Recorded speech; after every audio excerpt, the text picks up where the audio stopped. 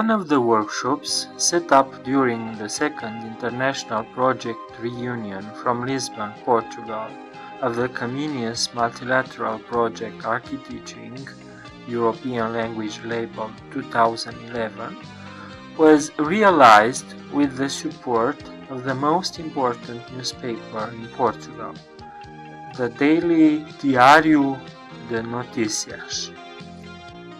This workshop took place in Lisbon, just at the headquarters of the newspaper, in a big place especially designed to celebrate the history of this publication and to make possible didactic issues. In fact, it's a real educational center where adults and pupils are trained on media techniques and find out details about the principal moments in the history of the most influent and read Portuguese newspaper. This was a big step in reaching one of the most important goals of the project, to ensure an intercultural high-quality education to participating peoples.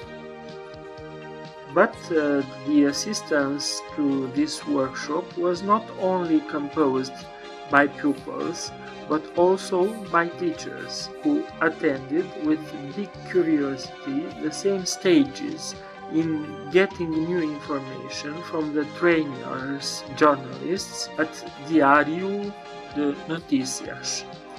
Diário de Notícias is a daily newspaper founded in Lisbon on December 29, 1864 by Tomás Quintino Antunes and Eduardo Coelho.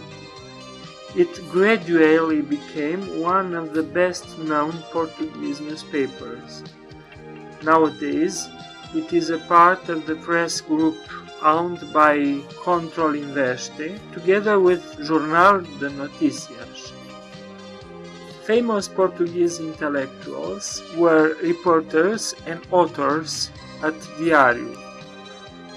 For example, during the 1870s and 1880s, the Diário novelist Essa de Queiroz, then stationed in England in the Portuguese diplomatic service, contributed occasional London letters to the newspaper.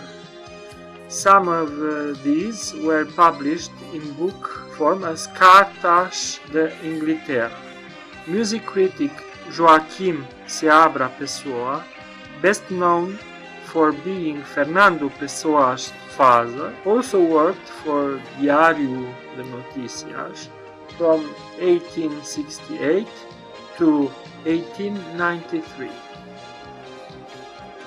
The newspaper was a very innovative publication, and it preceded more trends of the further ages, promoting a new vision of the written press and new instruments of information.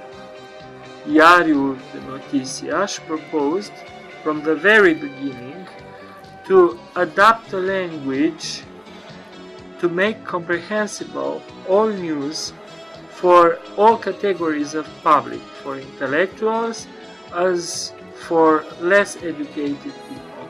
Meanwhile, it took a middle line, trying to maintain a balance and not to become biased. Diário de Notícias has organized, for example, the first live transmission of football matches by a kind of reconstruction of the game on a big electric screen mounted on the roof of the newspaper. The workshop had two parts, an informative one and a practical one. During the informative part, the pupils and the teachers watched a documentary movie about the history of Diário de Notícias. Then after, they followed some useful explanations about the newspaper's contents, about writing an article, and about the philosophy of Diário. The practical part consisted in wearing the clothes of a real journalist. Portuguese, Romanian and Polish pupils, organized in little editorial teams, had to write and to publish press articles in Diário de Notícias. It was a very serious and educational simulation, professionally guided by the journalists' trainers of the newspaper. The article published in the edition of 20th of April 2012 of Diário de Notícias presents the information on this workshop and some pictures of the event. Among these images, one gathers all the members of the 8 teams participating to the project reunion of Vialonga, Lisbon, in the Multilateral Comenius Project Architeaching. Pupils and teachers will use all these new competencies to realize articles for the newsletter of the project, for their school magazines, and to better organize the dissemination of the project in their respective institutions and countries.